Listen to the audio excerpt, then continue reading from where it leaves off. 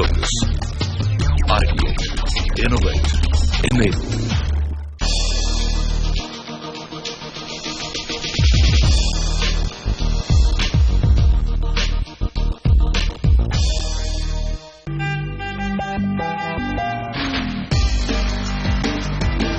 At 7.3% growth rate, India is the fastest growing economy in the world.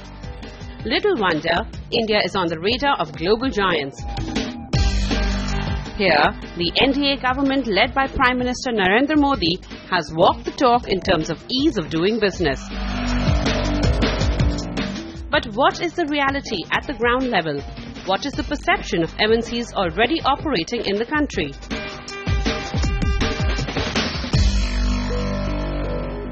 To get answers to those kinds of questions, CNBC TV18's AB Ravi caught up with Mr. Ravichandran Purushothaman, President of Danfoss India, which is part of the 4.6 billion euro Denmark-based Danfoss Group, which operates in 20 countries. This is what he has to say. Take a look. Ravi, welcome to the show. Thank you, Ravi. If I may begin by asking you, we are seeing a globally weakening economy. For instance, China's economy has slowed down. So has Europe and Latin America. There is a sense of deja vu. Are we seeing a repeat of 2008? Or do you think India is on a different plane? We are a consumption-driven economy and we don't have to worry. What's your take? Well, I think I have a completely optimistic view of India. When you look at the global situation, while we may be integrated into the global economy, when you look at the fundamentals in India, I think we still have a huge potential to even accelerate further growth.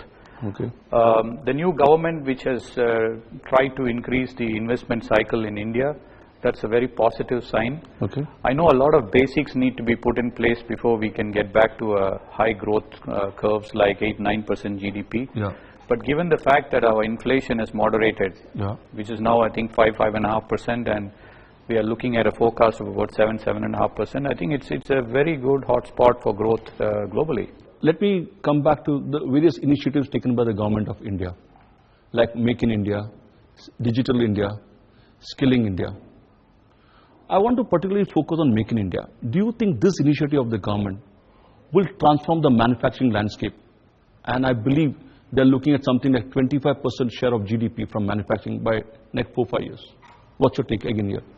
I think one of the significant challenges India is now facing is creation of jobs. You know, based on the estimates we have, we need to create 1 million jobs a month. Okay. And if you look back at our intrinsic potential as a manufacturing country, I think we have fundamentally a huge opportunity in manufacturing. And I think this is the right focus the government has to really kickstart what I call as the version 2.0 in manufacturing. Yeah, okay. For this manufacturing to happen, for all these things to happen, there needs to be ease of doing business. Though India's ranking has improved in terms of numbers, from 142 we have become 130, and I was told the government is looking at 50 in next few years. So when you look at ease of doing business, but when you look at the ground level, the reality is quite different. It's quite stark. People talk about procedural issues, people talk about red tape, people talk about corruption. What is your own take as a multinational company about ease of doing business in India? Well, I think in terms of ease of doing business, while the government is putting in a lot of focus on getting it faster and easier and simpler, but we still see quite a long way to catch up. However, there's something that we have noticed in the last 2 to 3 years is the states are getting more competitive now. There's a lot of competition between the states. Okay. And I think a lot is being done in states to simplify a lot of local, clusters and regional issues as well in states. So I think at a very fundamental level, I think the ease of doing business is somewhere being kick-started. But I think we still have a long way to go to be seen as a very attractive country, compared to the others who are in the top 10 categories. A long way to go for us. Long way to go. Let me focus on other big issues. The government is trying to build 100 smart cities. So what kind of infrastructure we need to build for these 100 smart cities, and what is the kind of role a company like yours can play here? See, firstly, in our opinion, cities hold the key to combating climate change. Yeah. If you look at cities, most of the urban centers in India, they have had unorganized growth. True. Consequence of this is that we are challenged on infrastructure, we are challenged on energy shortages, and also water and the basic necessities in terms of ease of living in cities actually. So I'm quite optimistic that smart cities will actually put in more focus on cities becoming more easy to live. And there are very good examples of other cities, any other parts of the world, like if you take Copenhagen as a city, Copenhagen is very easy to live compared to many other cities in the world. Ravi, what is your take on government's initiative to mandate energy efficiency? I feel the Modi government is looking at solar energy, they are looking at renewable energy. What is your view here? Well, you know, we have quite a number of strategic options available in terms of building an energy efficient India. But in our take, building energy efficient cities is the fundamental for us to get to reducing our energy dependence. If you typically look at Delhi as a city, in the winter months, Delhi requires about 5,000 megawatts of power. But the same city requires close to 9,500 megawatts of power. In summer? In summer. So you can see the significant demand that swings in 1 year is largely coming from the temperature and the climate changes that are happening in the cities. And a lot is to do with the commercial air conditioning in the city. In summertime, you need air-conditioned hotels, air-conditioned hospitals, air-conditioned infrastructure. So in order to keep it cool, you need more energy. And fundamentally, I think we have technologies that can actually cut down the energy consumption in cities by about 15 to 30%. So the starting point could be smart cities for all these things, development to take place? Yes, of course, we can apply our technologies not only in smart cities, but also in brownfield projects like we have done in many parts in India already. We have built the most energy efficient airport in India. We have worked with several hotel properties and cut down their energy footprints. Hospitals has been another major area where we have worked together with the customers and brought our energy footprint down. Okay, very well put. On that note, we need to take a short break. We'll be right back. Stay tuned.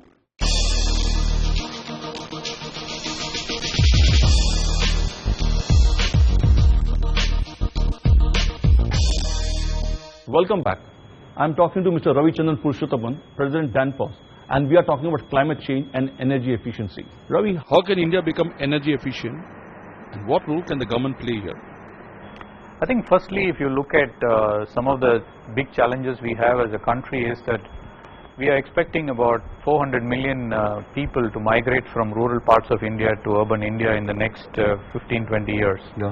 This poses a significant challenge on the urban infrastructure, especially around energy efficiency. 40% of the urban demand comes from commercial air conditioning, and of course the commercial air conditioning is also responsible for 45% of the emissions in a city. So getting our urban energy efficiency right is a fundamentally important part for India. You think it's doable? It is. It is clearly doable because government should actually start to regulate in terms of energy consumption in cities by allowing more and more technologies to be deployed. The only way we can get to higher energy efficiency is by adopting new technologies, and from our point of view we have several path-breaking technologies which time-wise is 5 years ahead of where we are in India, and this can significantly bring down the energy consumption in cities. That is what the Power Minister Piyush Goyal, he's talking about electrifying 18,500 villages. I think he's supposed to do by 2018, but he's brought it forward to 2017. So my question is, do we need to concentrate on creating new capacities, which will take time, but instead that focus on energy efficiency? That's the first source of fuel. If you take the two strategic options we have for a very short-term goal, is to really look at investing in technologies that brings in energy efficiency today to help us to actually mitigate the demand in the cities. The second area is that we can look at alternative sustainable energies like solar. In my view, the renewable energy and the mix of energy efficiency can really help us get to those goals what the minister has been talking about. So your company has been in the forefront of energy efficiency. When I look at this campus, this is a green rated campus, manufacturing campus as I understand. Then the office campus are green rated. So what made Danfoss bet big on energy efficiency, and what kind of investments have you done in India and worldwide? First of all, energy efficiency is the core DNA of our company. Okay. I mean, if you look back at our company, which was founded in Denmark, over the last 8 decades, year on year, we have been bringing in newer technologies that are more energy efficient than the previous technologies. So it is really part of our core DNA actually. Now, in terms of what we have done as a company, we have very stiff targets. By 2030, we want to cut down our energy consumption by 50%, and we also want to bring in technologies to actually reduce our carbon emissions by 50% in the next 15 years. So we have a very stiff target already internally. As an example, the campus that you are in, we have 1 megawatt solar powered campus, which roughly 17% of my power requirements are met by the solar requirements here. Okay, could you walk us through your new global vision, Engineering Tomorrow? How has it transformed the lives of your customers and the people at large? I think one of the core fundamentals of our company has been about doing more with less. And if you look at the technologies that has evolved over the last 8 decades, we have constantly raised the energy efficiency footprint in our products over the last 7-8 generations basically. And because of which we have a very unique fundamental DNA in the company, which fuels the thinking of bringing newer technologies all the time. And we do that not just in isolation in the laboratories, but we closely do that in our engagement with our customers. We jointly innovate with our customers. That's the fundamental thing we do in Engineering Tomorrow. The second thing is, in this facility that you're visiting, we have built 3 world-class laboratories, and these world-class laboratories help our customers to jointly work with our technologies and further enhance the energy efficiency standards of the application. The world is moving in a direction where most of our customers are looking for system efficiency. If you take a building, for example, customers want the chiller efficiency to be the best in the world. They don't want a compressor in a chiller to be the most efficient one. So we are also working together with our customers in order to help to build the whole building efficiency. And with more and more software coming into buildings, everybody want to get into more visibility of energy consumption in buildings. They want more transparency and more openness. They want buildings to be controlled when even at night when they are not in the building. So you really need to work closely with our customers and engage, and that's where we really significantly have a lot of man-years of experience in this area basically. The third area is, I think we are constantly looking at disruptive technologies and disruptive ideas, which can also help us to take the technology to the bottom of the pyramid. Okay. I mean, some of the work that we have done in the dairy industry and in the seafood industry here in India, we haven't done that in other parts of the world. We have really worked very closely with the customers, because in India we have 5 climatic zones. True, yeah. And customer requirements in Gujarat is very different from Andhra Pradesh to Kerala. And in each of these locations, our R&D has really worked with the customers and have really helped the customers to be benefited with the tomorrow's technologies today. So these are some examples that we have over the last 3 years have been able to do out of India. But globally, as a company, we are investing close to 5% of our sales into R&D. Okay. Year on year. Okay, year on year. And that shows our focus to constantly build technologies that can make a difference to the world. On that note, it's time for another short break. Stay tuned.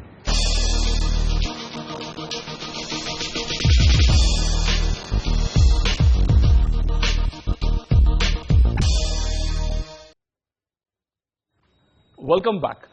I am with Mr. Ravichandran Purushothaman, President, Danfoss India, and we are going to talk about agriculture and cold chain infrastructure in India. Let me focus on agriculture. A Make in India initiative will see the share of manufacturing GDP goes to 25%. But in the case of agriculture, it is around 70%, it is coming down. What I have seen is there has not been a second green revolution of the first green revolution. Come to think of it, there has been no holistic policy on the agriculture front. Whatever is given is very piecemeal.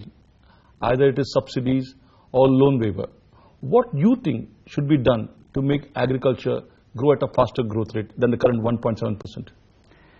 Listening to you, on one side we believe that we haven't done too much on agriculture, but the hard fact is that India is the second largest producer of horticulture. True. I mean, we produce something like 85 million tons of vegetables and 45 million tons of fruits. Of course, our significant challenge is the backward linkages of connecting our farm to the markets. Several years ago, there were initiatives like we wanted FDI in food retail, and then we had modern retail stores coming into India. But I think over the last 7-8 years, even though we do not have too much FDI, we have seen a little bit of development on modern retail. Okay. This has actually helped in a little and a small way to connect the markets to the farm. But our bigger challenge is still to cut down the wastage from the farm to fork. Currently, it is estimated that we lose something like 30% after post-harvest. Our post-harvest losses are 30%. We from food and I'm talking about horticulture. Okay. From a Danfoss perspective, we did quite a number of work together with other industry colleagues. We looked at apples, we looked at pomegranates, we looked at mangoes, we looked at grapes. Generically, most of these commodities have 3 distinct challenges. Like? The first challenge is we have a number of pre-harvest challenges in the Indian agriculture. Our productivity and yield is still not world class.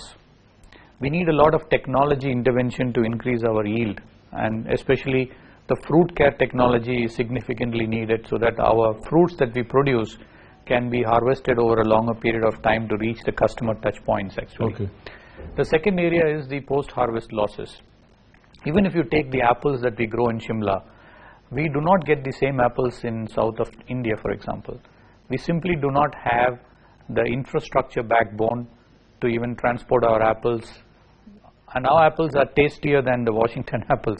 Okay. But we still can't reach them to Chennai actually. Okay. So it's true with bananas we produce in Tamil Nadu. We produce world-class bananas in Tamil Nadu, but they cannot be reached to Delhi because we don't have the infrastructure basically.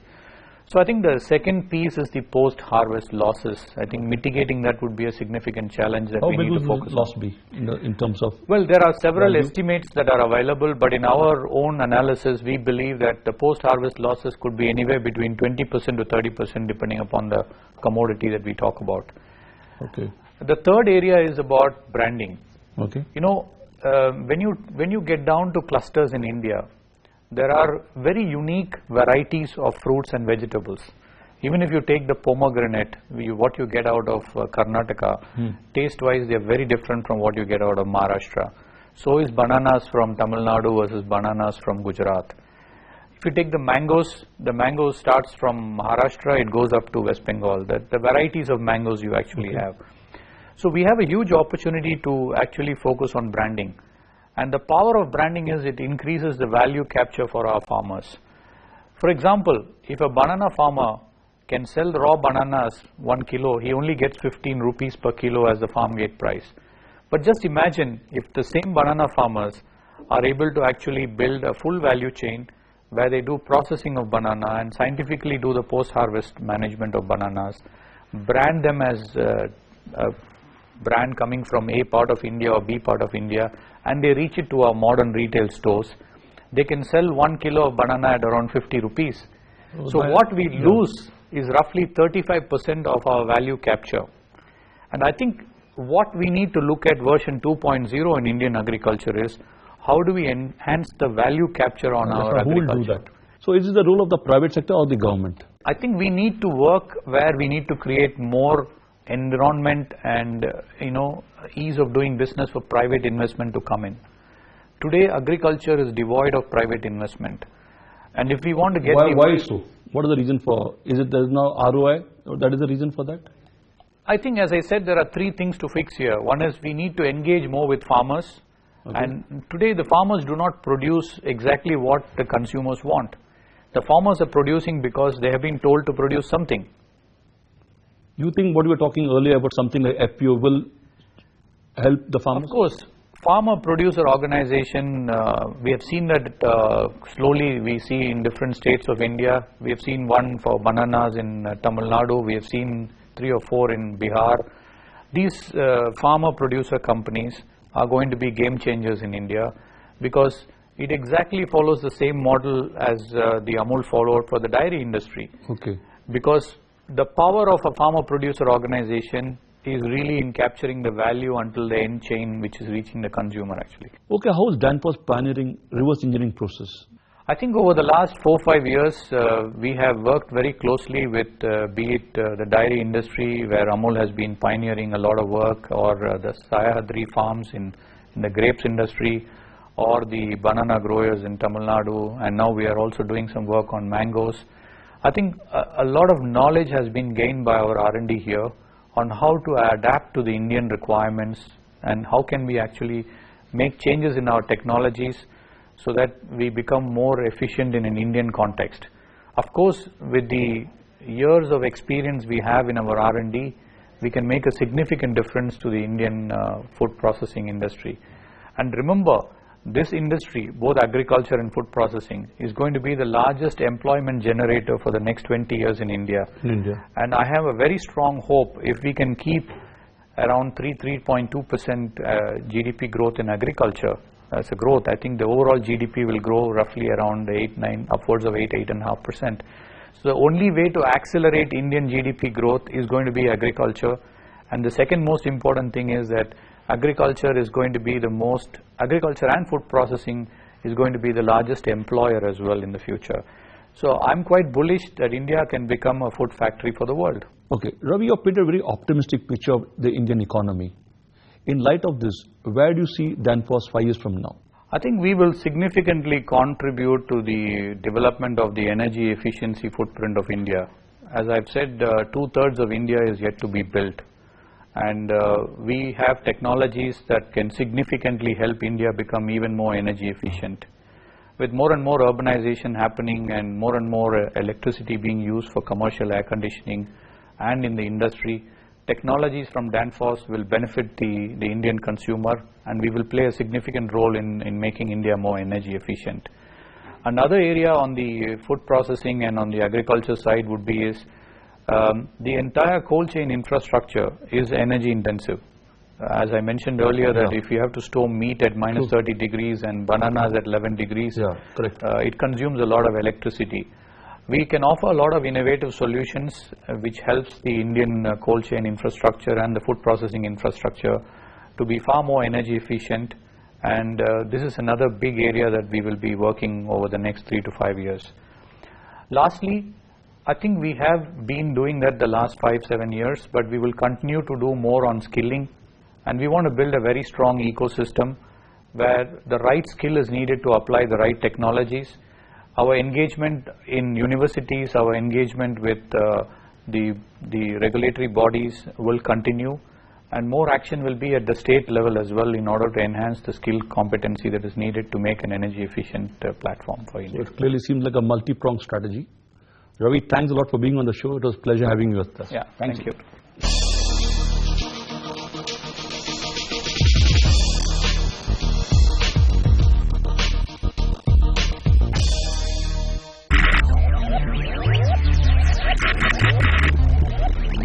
Focus, ideate, innovate, enable.